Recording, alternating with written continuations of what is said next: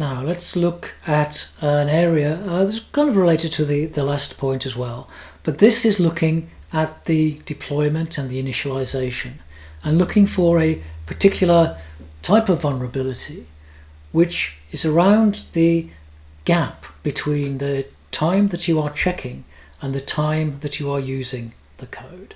So in particular, if we have non-atomic initialization, or there is some gap between the deployment and the permission setting, or there is insufficient verification around initialization. The key question to ask here is there a vulnerable window during deployment? A vulnerable window that an attacker could exploit. So digging into that a little more, we are looking for vulnerabilities in the deployment and initialization process. And the points that we want to verify when we're auditing the code are around the permissions initially. Are these set atomically during the deployment? So do we have any kind of gap there? Is there a gap between the deployment and the initialization? Are we validating the initial state values?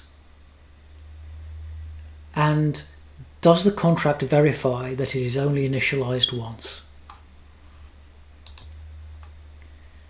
Because it could be problematic if you allow the contract to be initialized a second time. That may not be what you want.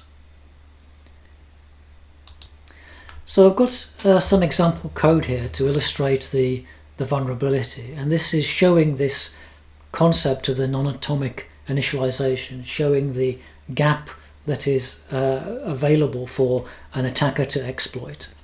So what you can see here is, first of all, we are deploying our ZK app, but then there's a time gap because we are then sending in a second transaction to secure the permissions for that app.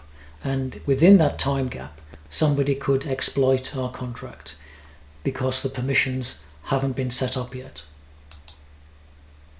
So to check whether this is possible, you really just need to analyze the deployment sequence from the time of the check that when we're initially deploying the contract to the time that it is going to be used when an attacker could potentially interact with something that isn't properly initialized. And you could see this by trying to call contract methods before the initialization is complete.